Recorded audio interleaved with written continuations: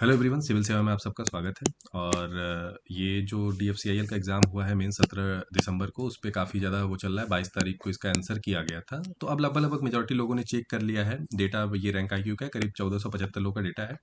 और आपको पता होगा कि 4700 बच्चे, 4700 बच्चे क्वालिफाई किए हैं मेंस के लिए, जिसमें से कि अमूमन देखा गया है सेंटर पे कि 80% के अराउंड अटेंडेंस था, जो कि मैं मान लेता हूँ कि 38 से 3900 के आसपास बच्चों ने दिया होगा एग्ज़ाम। ठीक है, ये एक बेसिक आपकी मेरा मतलब अजम्पशन है कि इतना तो होंगे ही लोग। और थोड़ा एक सेकंड दीजिएगा, मैं ईयरफोन कनेक्ट कर। तो ये चीज़ें रही है। और अगर बात की जाए ये जो मार्क्स हैं ये 17 कितना कटअप जाएगा उस पर डिस्कस करेंगे और कुछ फैक्टर को देखते हुए डिस्कस करेंगे। मतलब हमारे पास अराउंड देखा जाए तो 40% स्टूडेंट का डेटा है। ठीक है। और ये वो 40% होते हैं जिसमें से कि 30% बहुत क्यूरियस स्टूडेंट होते हैं जिनके चांसेस होते हैं कि वो सेलेक्ट होंगे, वही बच्चे देखते हैं। तो मेजॉरिटी इसके बाद मल्टीप्लाइंग फैक्टर थोड़ा सा कम लगता है, और वो भी मैं बता दूंगा मल्टीप्लाइंग फैक्टर क्या होता है, बहुत लोग को वो भी नहीं पता होगा। मल्टीप्लाइंग फैक्टर बेसिकली वो चीज़ें होती हैं कि मान लीजिए किसी एग्जाम में डेटा मान लीजिए पूरा तो नहीं मिलता, 40% मिलता है, तो मान लेते हैं कि जो अगले 60% होंगे ना, उसमें 0.4 बच्चे ऐसे होंगे जिससे आपकी रैंक नीचे होगी। ठीक है। तो उस चीज़ पे बात करते हैं। ठीक है। मतलब अगर मान लीजिए 1000 रैंक है आपकी, तो यहाँ से 1400 रैंक तक जाने की उम्मीद रहती है। 400 बच्चे आपसे ऊपर होंगे जो नहीं चेक किए हैं, ऐसी उम्मीद होती है। ये 1/4 का मल्टीप्लाई फैक्टर का मतलब होता है। तो ये देखिए जिसका मार्क्स है वो 79.5 मार्क्स है, उसका रैंक लगा है करीब 851।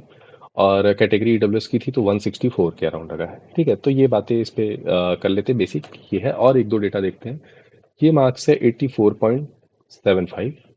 ठीक है, वो 84.75। और आपको पता है एक दो मार्क्स का इधर उधर होना ही होना है। ठीक है, 1 से 1.5 मार्क्स का तो उतना उम्मीद भी की जा सकती है। और मैं ये नॉर्मलाइज स्कोर नहीं बता रहा हूँ। अगर नॉर्मलाइजेशन मान लीजिए, नॉर्मलाइजेशन कब होता है, क्या करता है, जैसे कि एक ही शिफ्ट में जब एग्जाम होता है ना, तो अगर एक दो क्वेश्चन डिलीट होते हैं तो एक कंपनसेशन मार्क्स 2 से 3 मार्क्स वो एक्स्ट्रा दे देते हैं। अगर मैं उस चीज़ को हटा के बताऊंगा वो कट ऑफ में बताऊंगा अगर आपके रॉ स्कोर कितने हैं। तो ये देखिए 84.75 पे 552 आया है। और इनका BWS तो 92 रैंक चल रही है 262 बच्चों में। और आपको उम्मीद है अगर EWS थे तो मैं पर्टिकुलरली बता दूं कि EWS से करीब इस बार जो एग्जाम बच्चे दिए हैं वो 400 के आसपास, 400 से 500 के बीच में मैक्सिमम में रहे हैं, क्योंकि ओवरऑल जो क्वालिफाई हुए थे वो 600 से 700 बच्चे हुए थे, 700 800 के आसपास। ठीक है। तो 40 मतलब रहा है करीब 400 500 के आसपास बच्चे रहे, मतलब 50% बच्चे इसमें भी देखे हैं। तो यहाँ से भी मल्टीप्लाई फैक्टर ये जाएगा 120 130 रैंक जाएगी इतने मार्क्स पे। अब चलिए बात कर लेते हैं कि क्या चीज़ें हो सकती हैं कटअप के। और यहाँ पे भी देखिए ऑल इंडिया एग्जाम रैंक पे भी 1000 में 380 रैंक है। अब एक देखिए बात करते हैं ना कि कितने बच्चे लिए जाएंगे एग्जाम में। ठीक है, उस पर बात कर लेते हैं। अब देखिए यहाँ पे वैकेंसी की बात है, 97 है। तो 97 मल्टीप्लाई बाई 8 कितना आएगा? 7 8 56, 7 9 63, 63 और 5, सॉरी 72, 72 5 77, 776 बच्चे जनरल के क्वालिफाई होंगे। अब देखिए इसमें एक फैक्टर और है, जो बच्चे अपने कैटेगरी में क्वालिफाई हुए होंगे एग्जाम में। ठीक है, आप 2x पे देख लीजिएगा इस चीज़ को। जो बच्चे अपने कैटेगरी में क्वालिफाई हुए होंगे, अगर जो मतलब 71 से जिसका नीचे मार्क्स होगा, वो बच्चे इसमें नहीं आएंगे जनरल में। ठीक है, वो अपनी कैटेगरी में ही फाइट करेंगे। जैसे OBC के अगर हैं तो वो 63 वाली ही पे करेंगे, ST हैं तो 17 में, SC है तो इतने पे, और EWS है 23 पे। थोड़े कम होते हैं लेकिन एक मान के चलते हैं। तो 776 पे अगर मैं मल्टीप्लाइंग फैक्टर अगर 84.75 वाले पे ही लगाऊं तो 452 था।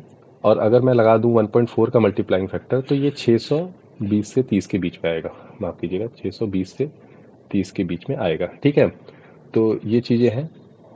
और दूसरा एक पॉइंट है इस पे कि अगर देखा जाए तो ओवरऑल जो बच्चे क्वालिफाई होंगे वो 235 मल्टीप्लाई बाई 8, मतलब 8 5 40, 8 3 24, 24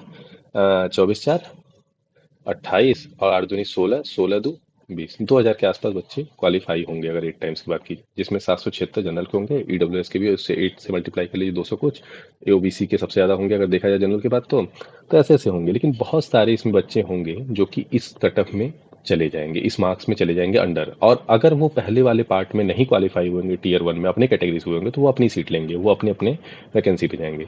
तो उन सब चीज़ों को देखते हुए मैंने जो एक आइडिया था कि आप CBAT के लिए लग जाइए उसके लिए। तो UR का कटअप जो हो सकता है ना, वो होगा 83 से 84 वाले, एकदम 100% सेफ है। ठीक है, जिसका कॉल आएगा, मैं फाइनल सिलेक्शन की बात नहीं कर रहा हूँ, जिसको कॉल आएगा, ठीक है। उसके बाद ओबीसी की अगर बात कर लें तो ओबीसी का कट ऑफ पास में ही रहेगा, क्योंकि ओबीसी के बहुत सारे बच्चे ऐसे हैं जो कि ज़्यादा मार्क्स तो पाए हैं, लेकिन अगर अपने कैटेगरी से वो क्वालिफाई हुए होंगे तो उनका कट ऑफ थोड़ा सा इसमें आ जाएंगे, तो उनका वो बच्चे अपने कैटेगरी में फाइट लेंगे। तो उम्मीद की जा रही है 81 से 82 के बीच में ही रहेगा, मतलब जनरल से 1 मार्क्स ही कम रहेगा। ईडब्ल्यूएस का भी ज़्यादा अंतर तो नहीं कह सकता, तो उम्मीद कर सकते हैं कि 79 से 81 के बीच में ईडब्ल्यूएस रहेगा। एससी का रहेगा 75 से 73 6 तक, और एसटी का रहेगा 70 से 72 तक। ये तो कट ऑफ की बात रही, और मुझे लगता है कि इतने के मार्क्स के ऊपर है तो आप सीबेट की तैयारी कर सकते हैं। और अगर आप इससे 1-2 मार्क्स ऊपर हैं तो मैं ये कहूँगा कि आप थोड़ा सा अच्छे से लगिए, ताकि कि आपके मार्क्स अच्छे आ सकें। 80% अगर आ सके साइको टेस्ट में तो आप वहाँ पे अच्छा कर ले जाएंगे। तो मुझे लगता है ये सफिशियंट रहेगा, और काफ़ी ठीक ठाक डेटा भी मिल गया है। तो मेरे अकॉर्डिंग अगर इतने मार्क्स के ऊपर है तो आप तैयारी में लग जाइए। चलिए, मिलते हैं नेक्स्ट वीडियो में, तब तक के लिए धन्यवाद। चैनल को सब्सक्राइब कर लीजिए, और बाकी किसी भी प्रकार की चीज़ें हो तो आप कमेंट पे मुझसे पूछ सकते हैं। धन्यवाद।